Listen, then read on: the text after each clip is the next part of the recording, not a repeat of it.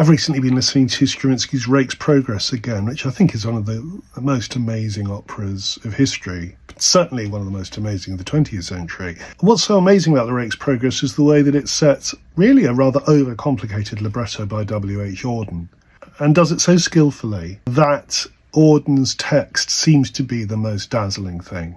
But I guarantee that nobody else could have done it. It's Stravinsky who makes it witty and fresh and dramatically brilliant. I was reading the following comment by Francis Poulenc at the end of his life about his old friend Stravinsky. He says, when you enter Stravinsky's home and see the music he's got on his piano and on his table, you can guess pretty well what he's writing. When I went to see him, I think it was 1949, when I went to see him in Hollywood and walked into his studio, I spied Mozart scores, Rossini scores, Bellini scores.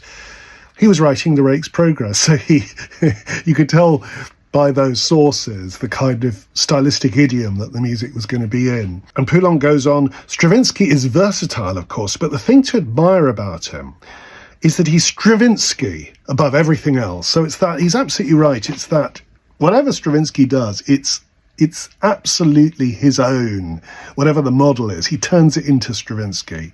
And he goes on at the end, rather delightfully, because people don't remember this about Stravinsky. He says he can orchestrate pergolesi. That's a reference to Pulcinella, where he takes Italian Baroque models and turns them into exquisitely crafted, but absolutely unique Stravinskyan musical objects. Poulenc goes on, he can give rebirth to Tchaikovsky themes. Well, this is something he did in The Fairy's Kiss, his wonderful 1929 ballet, in which he sort of composes, he orchestrates bits of Tchaikovsky and mixes it in with his own pastiche of Tchaikovsky. Absolutely wonderful. And Poulenc finishes off by saying, you mustn't expect to see me talking as if I were giving a lecture on the works of Stravinsky. It's precisely because I worship him, because I admire him, because I'm often sad at no longer seeing him, that I'm talking in fits and starts.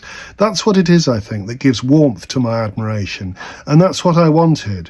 Just imagine that at this moment you're in my room, in my study, and that you arrive and find on my piano all of Stravinsky's music, all his records on my gramophone, and you say, well, you really like him. And I declare, I worship him. Let me know your thoughts about Poulenc and about Stravinsky.